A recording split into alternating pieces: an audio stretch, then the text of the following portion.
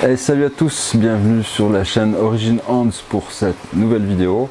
Alors aujourd'hui on va vous parler d'une espèce assez connue. Ouais, j'avoue, j'ai craqué, j'ai recraqué. J'avais déjà maintenu cette espèce plusieurs années en fait. Je l'ai maintenue jusqu'au confinement et puis ce qui s'est passé, c'est que j'avais une énorme colonie pendant le confinement et à un moment donné j'ai cru que j'allais devoir arrêter cette activité, arrêter les fourmis et j'ai sacrifié cette colonie parce qu'elle devenait franchement très coûteuse à entretenir, à nourrir surtout, et que je pensais arrêter l'activité, donc j'ai volontairement sacrifié cette colonie. Sacrifié pourquoi? Parce que quelque part l'espèce me l'impose, puisque cette espèce, il s'agit des Solenopsis geminata. Donc les Solenopsis geminata, ce sont des fourmis de feu. C'est une espèce hautement invasive en région tropicale et subtropicale de nouveau. Donc la geminata, contrairement à la Invicta, ne monte pas aussi haut en latitude, mais n'en reste pas moins invasive à un point tel qu'elle a conquis toute la ceinture tropicale du globe. En fait, c'est pas plus compliqué que ça. On les retrouve partout à proximité de l'équateur. Donc c'est vraiment une espèce qui est excessivement prolifique. C'est une espèce avec laquelle on va passer, donc ici ce sont des fondations avec la première génération d'ouvrières qui a priori n'ont pas encore été nourries.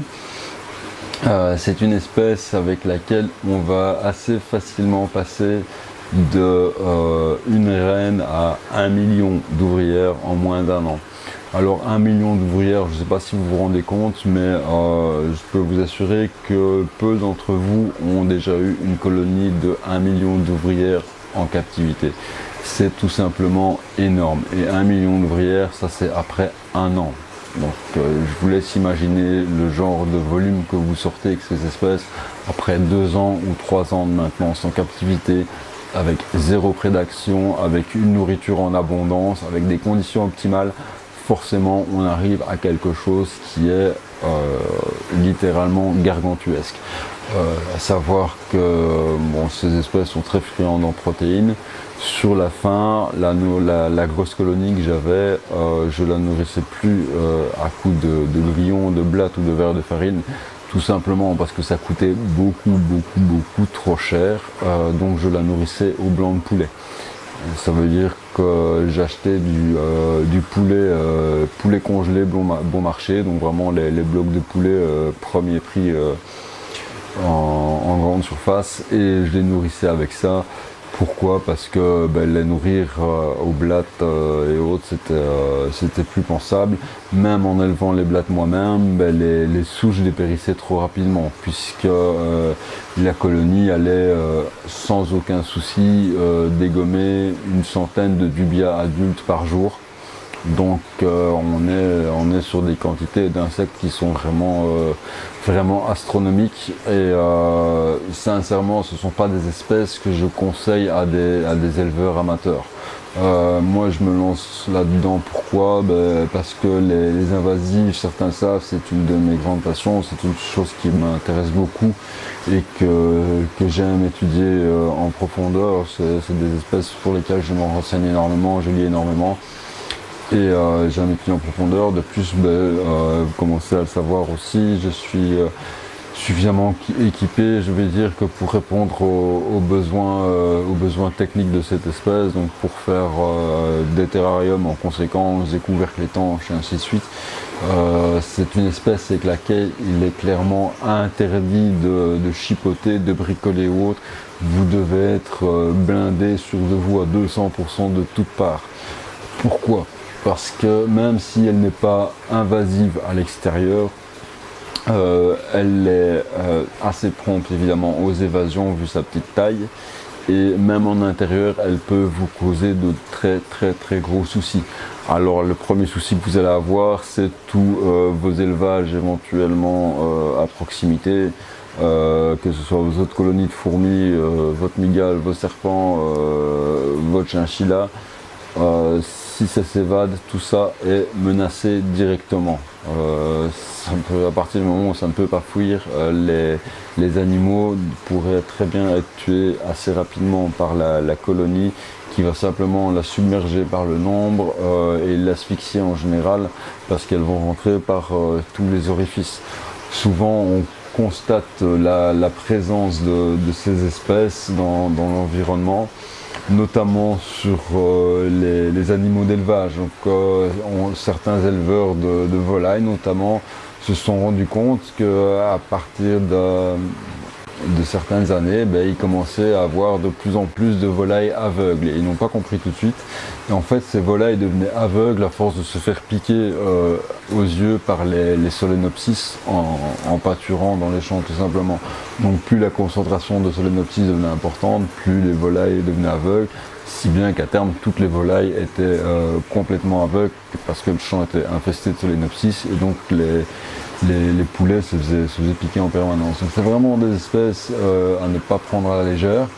Elles ont en plus cette fâcheuse habitude d'être attirées par les circuits électriques. Donc si ça s'évade chez vous, elles sont foutues d'aller se loger dans votre tableau électrique, dans des circuits imprimés, dans votre ordinateur, dans ce genre de choses, et provoquer évidemment des courts-circuits et un risque d'incendie. Donc c'est franchement pas des choses à prendre à la légère. N'achetez pas ce genre d'espèces en tant qu'éleveur amateur. C'est clairement quelque chose qui va dépasser pas vos compétences, mais vos moyens. Ça va dépasser vos moyens au niveau de la construction du terrarium, au niveau alimentation, au niveau surveillance. Tôt ou tard, vous allez être débordé et ça va aller à la catastrophe. Donc c'est vraiment quelque chose avec lequel il faut être intransigeant. Si on perd le contrôle, il faut être prêt au besoin à taper tous ces terrariums au congélateur et tout supprimer pour éradiquer directement l'espèce. Donc voilà, c'est pas quelque chose que je conseille aux amateurs, ni à personne d'autre d'ailleurs, parce que c'est clairement compliqué à maintenir sur le long terme. Maintenant, moi c'est une passion, j'ai quelques projets d'études les concernant et évidemment je vous en ferai part sur la chaîne, puisque ces colonies vont être suivies au fil du temps.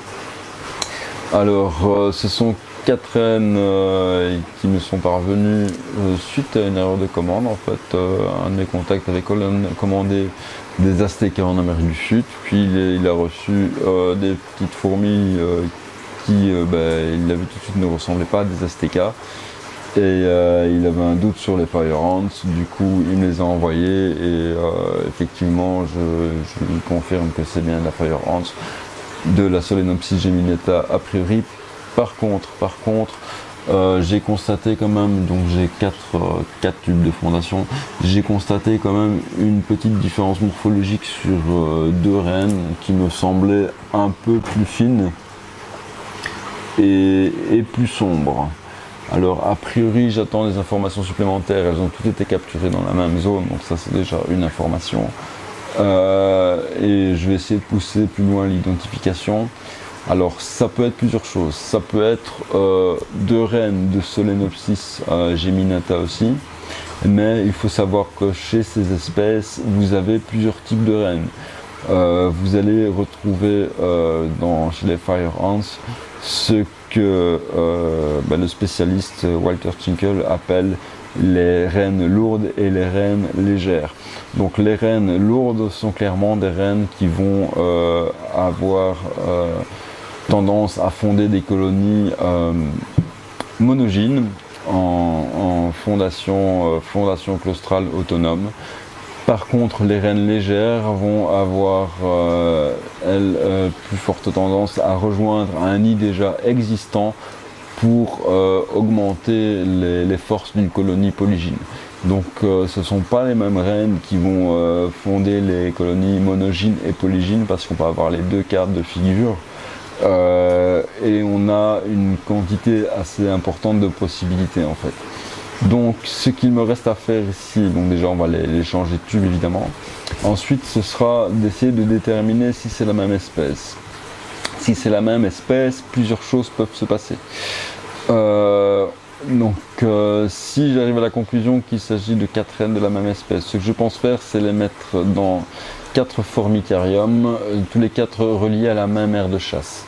Pourquoi? Pour observer l'éventuelle compétition qu'il pourrait y avoir entre ces deux fondations, s'il s'agit de deux reines à tendance monogyne, ou au contraire, s'il s'agit de reines à tendance polygyne, ce qui est aussi une éventualité, de voir comment ces jeunes fondations vont décider éventuellement de collaborer pour fonder une et une seule colonie sur base de ces plusieurs fondations. Donc ça va être assez intéressant à observer, je pense. On va commencer évidemment par leur mettre un tube propre avec une réserve d'eau correcte, parce que là elles sont dans leur tube de transport qui est quasiment sec, et ce sont des tubes en plastique, ce que je n'aime pas trop. Donc on va les mettre dans des tubes en verre avec une petite aire de chasse, l'huile de paraffine évidemment, et même un couvercle pour être sûr d'avoir zéro évasion. Ensuite, essayer de déterminer si elles appartiennent toutes au genre Geminata, ou si les deux reines qui ont une morphologie a priori légèrement plus svelte et plus sombre sont deux Solenopsis d'une autre espèce, parce qu'il y a pas que les Solenopsis Geminata et Invicta en Amérique du Sud, il y a une bonne trentaine d'espèces, sans exagérer, je pense qu'on doit avoir au moins une trentaine d'espèces similaires qui partagent le même environnement. Donc on pourrait avoir affaire à l'une de ces espèces. Maintenant, là je suis en train de pousser plus loin l'étude de l'espèce, notamment par la lecture du livre Fire Ants de Walter Tschinkel, qui est clairement l'ouvrage de référence sur les fourmis de feu, malheureusement qui n'est disponible qu'en anglais. Étant donné que je ne suis pas anglophone au départ, que j'ai appris l'anglais uniquement via ma passion pour les fourmis, c'est un livre que je lis, que j'arrive à lire, mais qui me demande quand même un bel effort de concentration, donc que je lis assez lentement, j'avoue. Mais les infos sont passionnantes, donc une chose qui est sûre, c'est que j'en viendrai à bout. Sur ce, on va passer au nouveau tube pour ces jeunes colonies, à l'installation des petites aires de chasse. Donc on va passer un système assez classique, un tube en verre avec une réserve d'eau, du coton et une petite aire de chasse pour pouvoir les nourrir.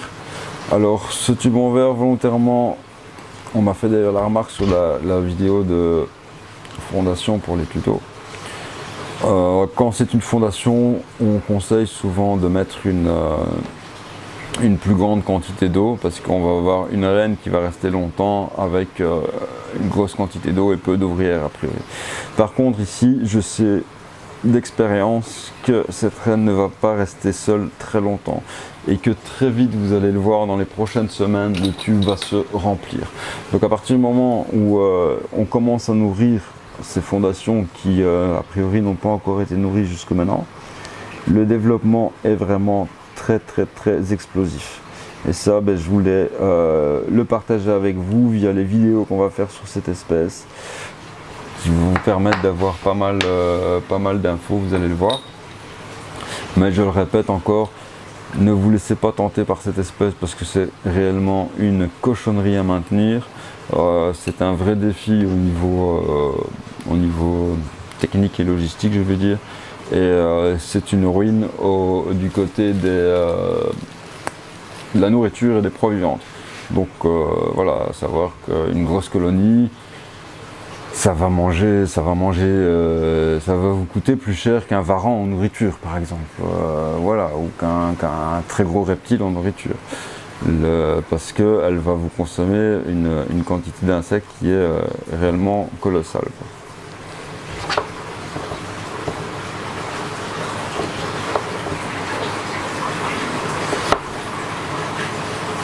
Alors, pour cette espèce, j'enfonce le coton vraiment au maximum, parce qu'elles ont des besoins en hygrométrie assez élevés. Donc on va faire un tube un tube plutôt humide en fait, hein. Donc, je vous rappelle que pour réguler l'humidité dans le tube, on a deux solutions. On peut serrer plus ou moins le coton. Maintenant avec cette espèce, je le serre quand même assez fort parce que sinon elle va creuser dedans. Donc on peut serrer plus ou moins le coton, donc ce qui va déjà libérer plus ou moins d'eau. Évidemment, plus on serre le coton, moins l'eau a tendance à passer. La deuxième méthode pour régler le débit et non des moindres, c'est la proportion dans laquelle on enfonce ce coton dans l'eau. Donc plus on l'enfonce, à partir de là, voilà, là, il touche à peine. On a un tube avec une faible hygrométrie qui va libérer lentement de l'eau. Là, je l'enfonce de moitié, on a un tube avec une hygrométrie moyenne qui va avoir une libération de l'eau moyenne. Ici, je l'enfonce vraiment jusqu'à ce que l'eau arrive au-dessus du coton. Et là, on a un tube avec une hygrométrie maximum qui va libérer un maximum d'eau à travers le coton. Ce que demandent ces espèces, et comme vous voyez, je leur laisse pas mal d'espace parce que, je le répète, ça va se développer très très vite.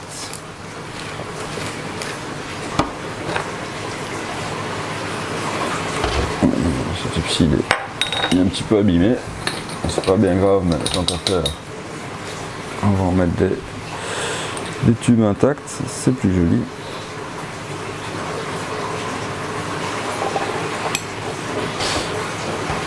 Alors, pour rappel, personnellement, je travaille toujours uniquement avec de l'eau de pluie.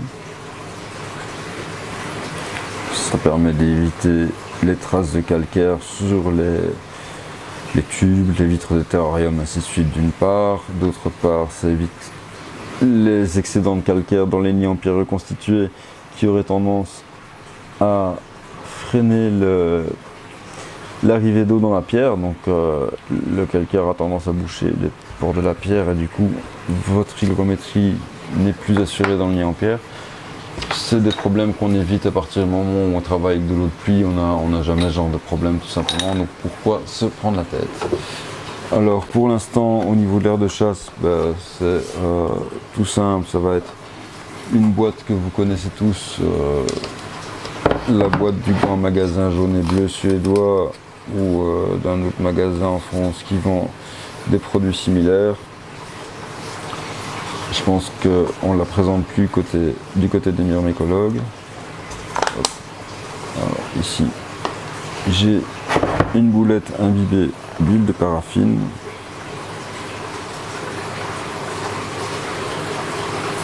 Alors je vais généreusement faire le tour. Logiquement, c'est une petite espèce, donc techniquement une barrière de 1 cm de large devrait leur suffire. Mais de nouveau, vu le fort développement de l'espèce, vu la réactivité de l'espèce qui est du genre à très vite recouvrir les parties enduites d'huile de paraffine, par exemple, de débris d'insectes, de sable ou de tout autre débris qu'elle pourrait trouver à proximité. Et du coup fabriquer un pont qui leur permet de passer votre anti-évasion.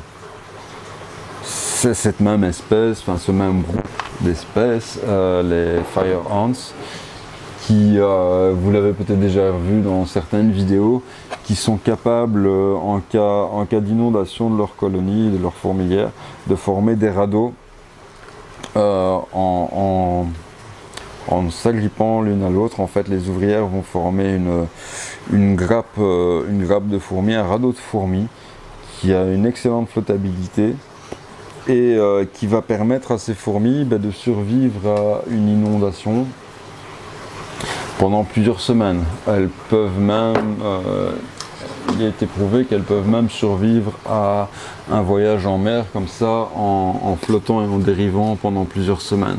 Donc évidemment, tout cela facilite le côté invasif de l'espèce, parce que vous imaginez que dans des régions, je pense notamment aux Caraïbes, à la Polynésie, à l'Indonésie, toutes ces zones à climat tropical, subtropical, qui sont des ensembles, des archipels en fait, des ensembles de petites îles dans lesquelles on va souvent avoir des cyclones, des tornades, des genres d'événements climatique très perturbateur, il est fréquent que des colonies ou parties de colonies se retrouvent emportées par le courant dans une rivière puis dans la mer et dérivent jusqu'à une île voisine par exemple.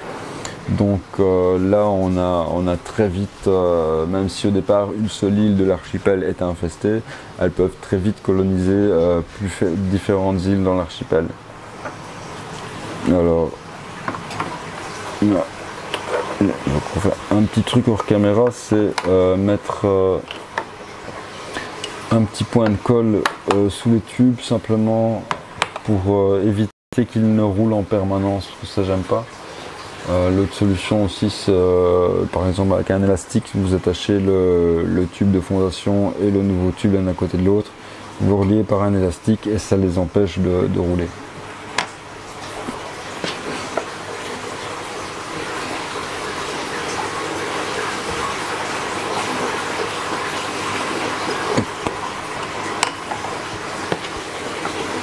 À mon avis, ça va pas tarder pour celles qui ont déjà des ouvrières.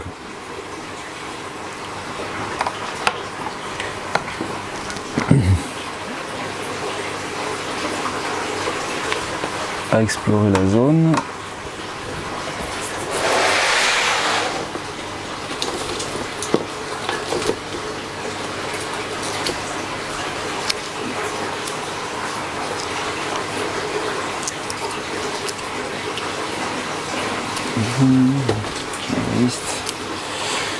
C'est toujours la galère quand on a de l'huile de paraffine sur les doigts pour ouvrir les jellies après. Alors je vais prendre 4 gamelles et on va leur mettre un petit peu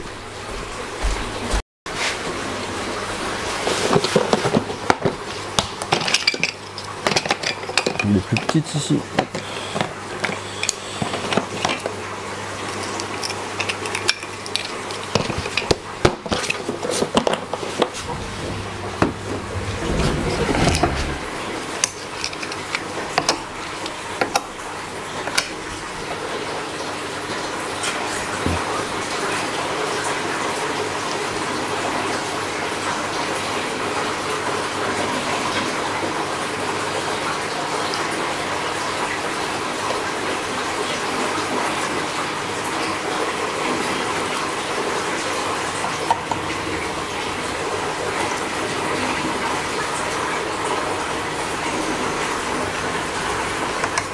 Voilà.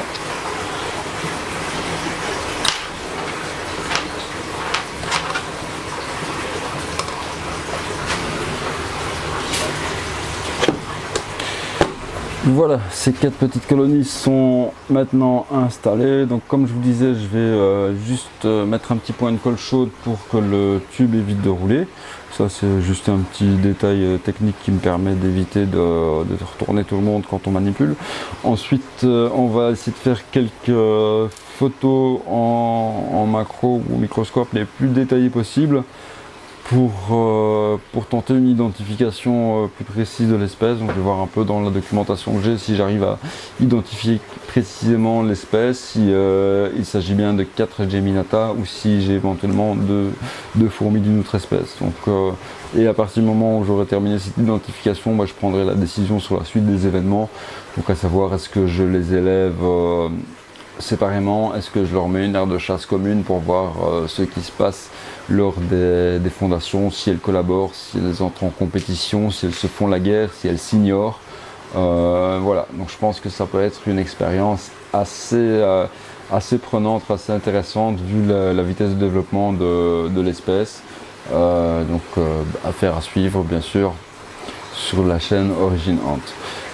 Voilà pour cette petite vidéo sur l'introduction des Fire Ants, donc Solenopsis geminata dans la Ants Room ici.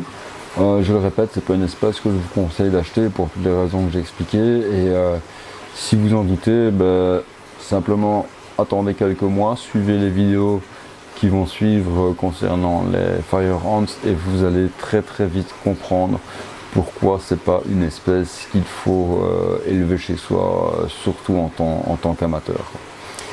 Voilà. Sur ce, je vous laisse pour cette vidéo. Je vous rappelle comme d'habitude, n'oubliez pas de vous abonner, de liker, de partager, de faire un tour sur le lien Tipeee que vous retrouvez ici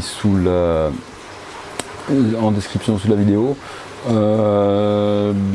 Si ça vous intéresse, je peux mettre aussi en lien quelques documentaires spécifiques aux fourmis de feu parce que c'est une espèce sur laquelle on va fort heureusement trouver pas mal d'informations en fait, puisque elle représente un coût tellement important aux États-Unis notamment que ça en fait une des espèces d'insectes les plus étudiées et les mieux connues après l'abeille domestique. Donc il y a énormément de documents disponibles sur ce genre-là, ce qui la rend aussi particulièrement intéressante à mes yeux, je dois dire. Sur ce, prenez soin de vous, abonnez-vous, partagez et à bientôt. Salut, salut!